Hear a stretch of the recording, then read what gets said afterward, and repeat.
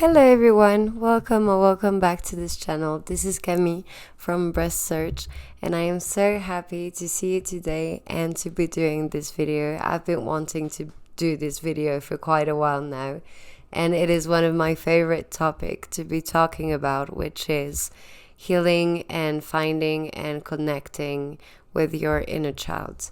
I think it is such a beautiful thing to be doing for yourself and for feeling comfortable and just connecting with who you are. I thought I was going to give you not necessarily a step-by-step, but explain to you how to connect with your inner child and why this process works. So in the past semester, I've been learning in my master's degree how to accompany someone to contact with their inner children in order to heal some things from the past or childhood in general. I am going to explain more in details why it works and how it works. But first of all, I wanted to pay homage to my own inner child, and one of her favorite things to do at the time was to draw. It was my big sister's favorite hobby, and I kind of started it in order to be closer to her, and it became a passion of its own. So I thought, what better way to close this semester, this work and this healing, than to talk about it to you guys, and also to give my inner child the space to express itself and to draw as she really loved to, and to keep it within the notebook that I used for my master's degree. Yeah, that's the main idea of today's video. So if you only want to listen to me, go ahead. If you want to see me draw some closing chapter page, please watch the video, and I hope it will be full of information for you and that you really enjoy it. You've been on my mind. I grow fonder every day, lose myself in time, just thinking of your face. Before we start, I would like to introduce you to a concept: body memory. Basically, your body remembers things, sounds, actions, smells, etc. Your body also is your best friend. It has your best interests at heart.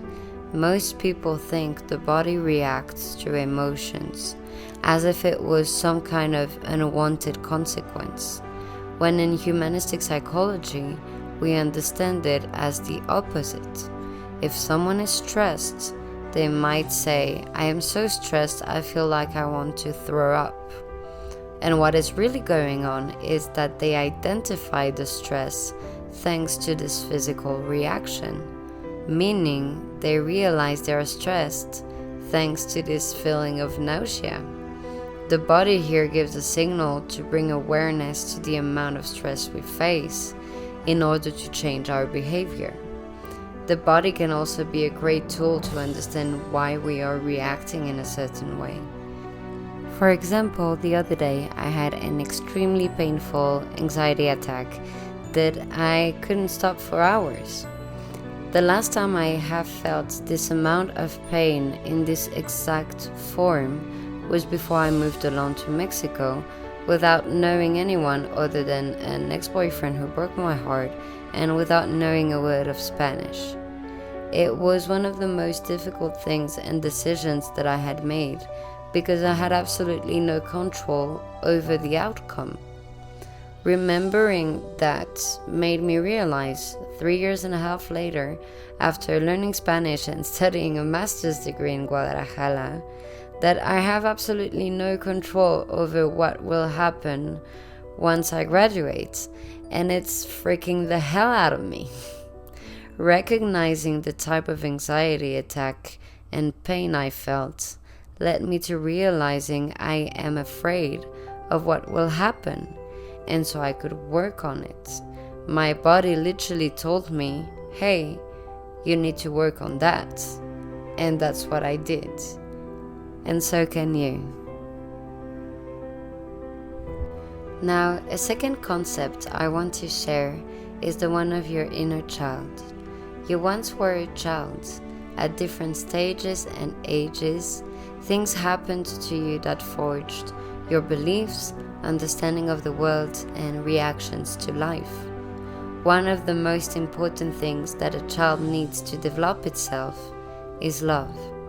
It is so fundamentally necessary that even before they can speak, they interpret and understand what makes their parents happy or not, thanks to nonverbal communications.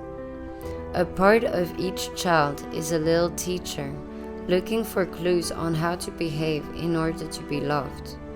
Because they lack understanding and tools, they kind of make shortcuts to draw their conclusions out of necessity to be loved.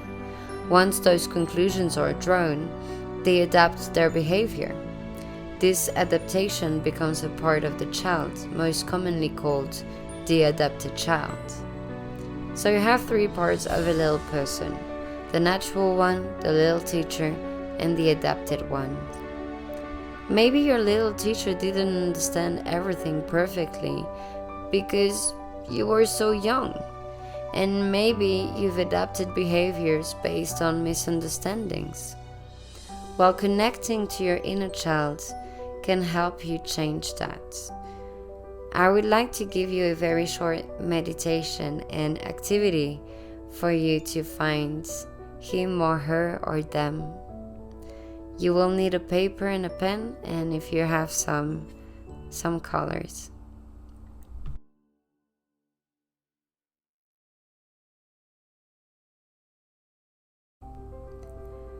Close your eyes. Take a deep breath in and out. Feel the fresh air on your nose while inhaling again, and then the warm air going out when exhaling. Stretch your arms. Move your head from left to right, then up and down. Take a deep breath in, and then a deep breath out. Now, imagine yourself as a child. It can be when you were 2 or 3 or even 6. Do you see yourself?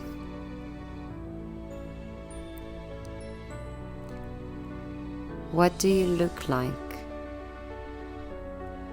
What are you wearing? What haircut do you have? How are you feeling? What are you doing? What has happened lately in your life?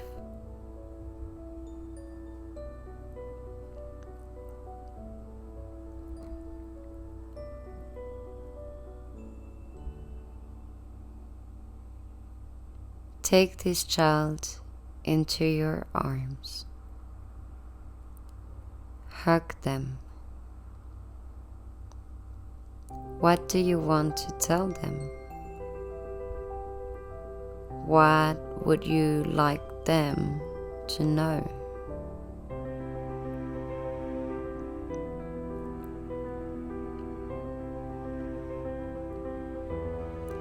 Tell them you love them and you are here for them.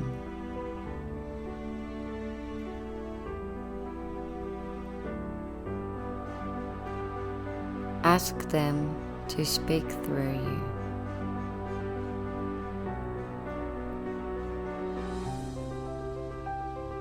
Now, slowly whenever you feel like it, open your eyes. We are going to draw.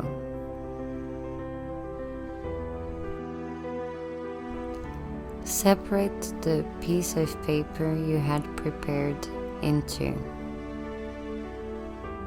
On one part, write I am, insert your name or your nickname, and I love, and fill it up with things you loved as a child.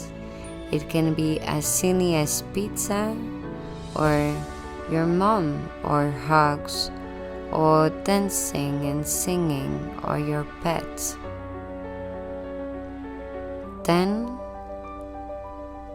take the time to draw them. I will leave you a few minutes.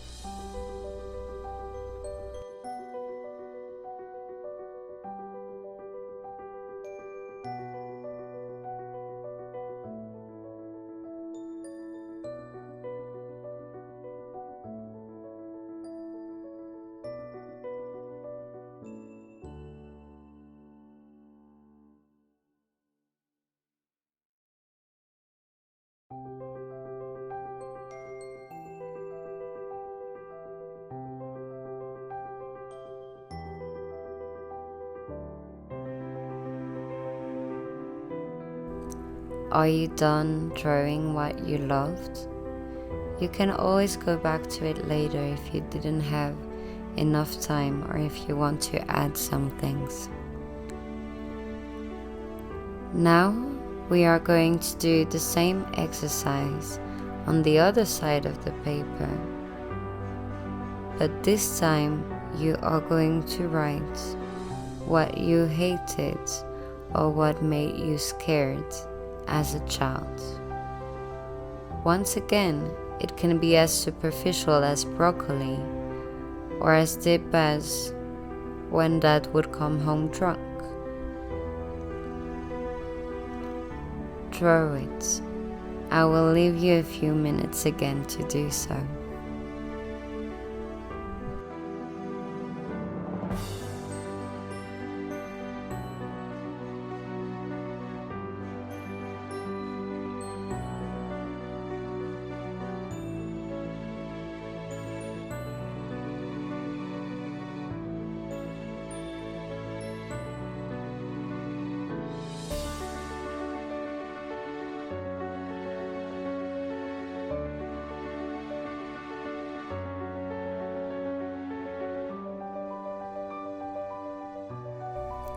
Are you done? Once again, you can go back to it whenever you want or whenever you need to. Close your eyes again. Take a deep breath in and a deep breath out. Go back to imagining yourself as a child. You can hug them, you can hold their hands.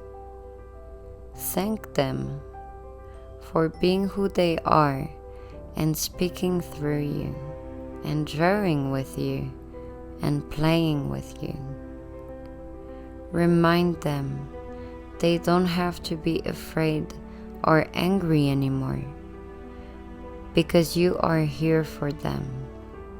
You are going to treat them with unconditional love. You are going to protect them when they need to. You are going to treat them as you've always wanted your parents to treat you. In other words, from now on, you are going to parent yourself. Whew, that was a hell of an experience, wasn't it? How are you feeling? How is this encounter with yourself went? Please make sure to share it in the comment section. I would love to read all about it. I started this whole journey a semester ago, and I wanted to close it with you in this video by taking the time to do something my inner child loved: drawing, and write myself a letter and a promise to always be there for myself from now on. It's not really a closing of the journey, it's not the end of the journey, but more of this chapter.